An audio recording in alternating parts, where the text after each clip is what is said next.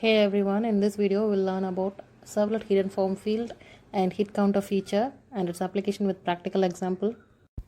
Before getting into the program, we'll be having a very quick introduction to what is session tracking, hidden form field and why it is important. Okay, what is session? Session is a conversation between the server and a client. A conversation consists of series of continuous request and response. Why should a session be maintained? When there is a series of continuous request and response from same client to a server, the server cannot identify from which client it is getting requests because HTTP is a stateless protocol. When there is a need to maintain a conversational state, session tracking is needed. For example, in a shopping cart application, a client keeps on adding items into his cart using multiple requests. When every request is made, the server should identify in which client's cart the item should be added. So in this scenario, there is a certain need for session tracking.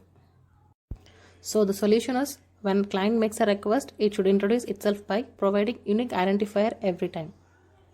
There are 5 different methods to achieve this. Session tracking methods includes user authorization, hidden field, URL rewriting, cookies, session tracking, API. The first 4 methods are traditionally used for session tracking in all server-side technologies. The session tracking API method is provided by the technology Java Servlet or PHP. The session tracking API is built on top of the first 4 methods. Hidden form field. This is the most original method to hold a user status data in session. You just need to create such a form filed in HTML form tag and save the data value in it. Then you get the value back in another servlet that the HTML form submits to. This method is browser independent because HTML form is accepted by almost all the web browsers. In this example, we are transferring the client detail from the first servlet to the second servlet. We define a Java class set hidden field servlet by extending HTTP servlet class. This do post method is called by the server via service method to allow the servlet to handle the post request. The HTTP post method allows client to send data of unlimited length to the web server a single time, and it is useful when posting information like credit card numbers. When using printer write object to return the response, set the content type before accessing the printer type object. We set MIME type of response message to HTML/HTML. This code is included in HTTP response to inform the browser about the format of the response so the browser can interpret it. It is one of the MIME type. Some common MIME types are text/HTML, application/PDF, video/QuickTime, application/Java, image/JPEG. In this case, you are sending a HTML response to the client. You have to set the content type as text/HTML. Simply, it means it displays the HTML type. Here, print writer is a class which simply converts the byte into normal character, which we want to show as a response to the client's browser. So we define out as a print writer object, and through getWriter method, we return the character text to the client. The Java print writer class belongs to java.io.printWriter for writing integer, long and other primitive data format as a text rather than writing in their byte value.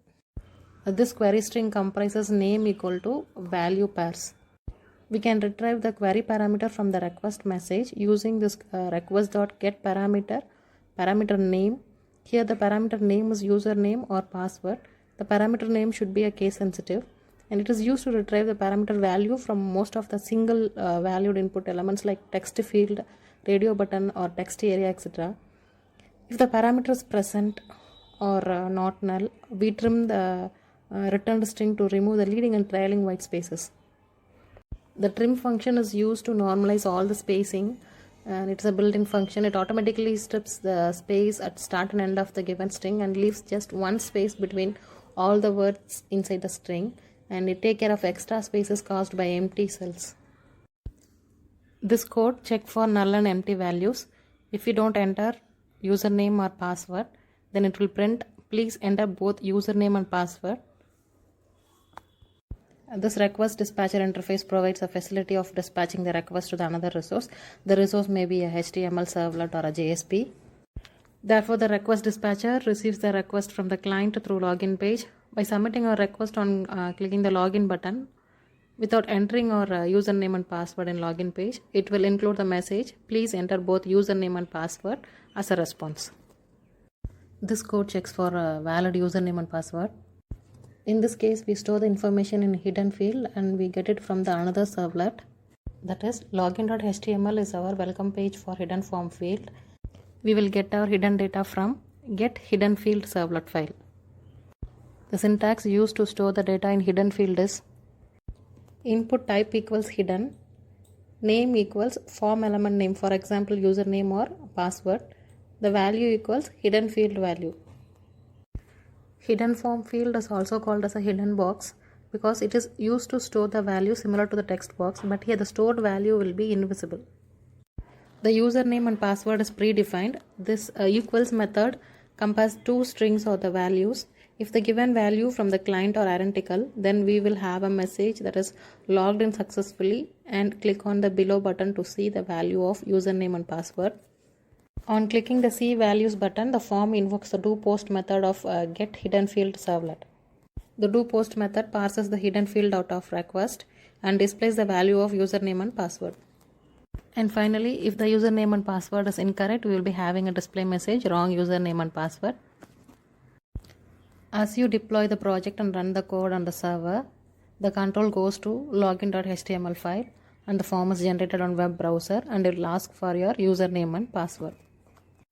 In login.html file form, action is first servlet, that is set hidden field servlet. When you hit login button, the control goes to first servlet and your session is start. In first servlet, request.get parameter will take the input from login.html where the field is username and password, and it will print it on the browser. In first servlet, there is a hidden form field which again takes the input from the browser and passes the control to the second servlet. In second servlet, that is get hidden field servlet, we again use request.get parameter for getting the input from first servlet. Go to NetBeans. In file, select new project, select Java web application, next, and finish. The IDE generate index.html as default welcome page for the web project. Rename the file as login.html.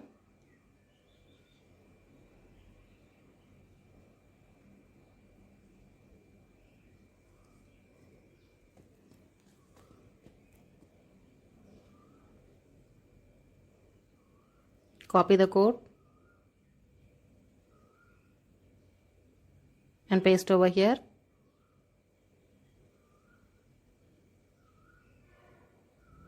Create a servlet and name the servlet as set hidden field servlet. Right click the application and create a new servlet. Name the servlet. Click next. Enable this option so web.xml will be automatically created in web.inf folder. Copy the code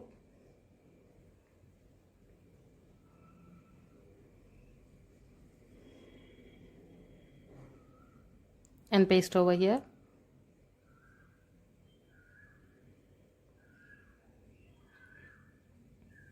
And create another servlet. Name the servlet as get hidden field servlet. This XML file will instruct the servlet how to intercept the request coming from the browser. Copy the code for get hidden field servlet.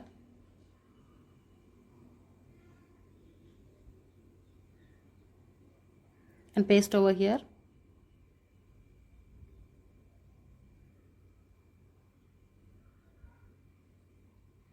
Save all together.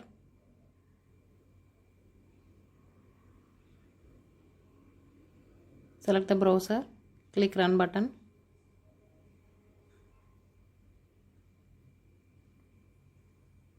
As you run the project, the control goes to the welcome page where we enter the username and password which is predefined in our program. When you hit the submit button, the control goes to the first servlet where we created a hidden field in which we store the client state. In this case, the user information is stored in hidden field value and retrieved from the another servlet. Our next program is session tracking for hit count. In web terminology, the session is simply a limited interval of time in which two systems communicate with each other. The two systems may be a client-server or a peer-to-peer relationship. You would be interested in knowing total number of hits on a particular page of your website, and it is very simple to count these hits using the servlet. In this program, we illustrated about counting how many times the servlet is accessed. When the first time the servlet runs, the session is created and the value of the counter will be 0, and after again accessing the servlet, the counter value will be increased by 1. Every user is associated with java.servlet.http. HTTP session is an object where you can store any info about the user. You get it with request.getSession. You can add data to it with set attribute string name comma object value, and you can get the value using get attribute of string name. This code creates HTTP servlet called myServlet by extending the HTTP servlet class. The doGet method is used to get information from the server. The doGet method has 3 parts. The first 2 are parameters and third one is throw list. The first parameter HTTP servlet request is an object representing the request made by the browser. The second parameter HTTP servlet response is an object representing the response of the servlet that sent back to the browser. Servlets have their own exceptions which they may throw. It is possible to cause IO exception to be thrown in writing HTML to the response object. Remember that you are overriding the servlet doGet method. The method starts like this: public void doGet HTTP servlet request, HTTP servlet response, throws servlet exception, IO exception. Your method should start by setting a response type and creating a writer from the response object, and that was passed to doGet method. This code creates a session object if it is not already created. That is, this servlet first gets the HTTP session object associated with the current client. By using the no argument version of getSession, it asks for the session to be created if necessary. The servlet then gets the integer object bound to the name tracker.count. If there is no such object, the servlet starts a new count. Otherwise, it replaces the integer with a new integer whose value is incremented by 1. Finally, the servlet displays a hit count for this page. This code creates enumeration. Enumeration means counting or a numbered list, and enumeration is used in any programming language to define a constant set of values. That is, it is defined to mention things one by one or to list things. This enumeration method of Java utility collection class is used to return the enumeration over the specified collection. This will create an object of type enumeration for getting all the attribute names in a session. That is, it will get all the session values and names. With enumeration, you no need to worry about the number of elements in collection. It is taken care by has more elements and next element method. This code tests if this enumeration contains more elements, and if there are more elements, the next element will return the next element of an object. If there are no more elements when next element is called, the runtime exception will be thrown. This part will get the session object, and this will get the session data value, and this will output the page. Go to File, select New Project, Java Web, Web Application, Next, Next, Next, and Finish.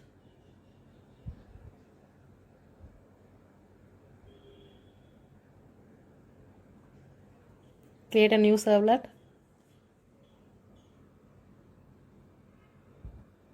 Name the servlet as Session Tracker.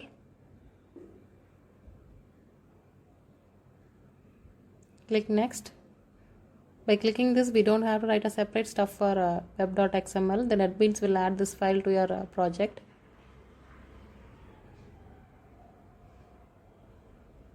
Delete this index.html. Copy the code for Session Tracker.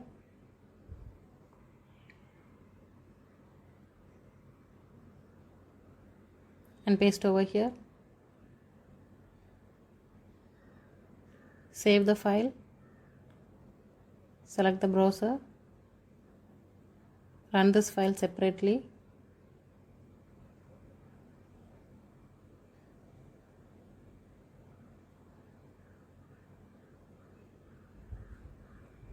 and this would increase the counter by 1 every time it gets a hit, and it would display the following message.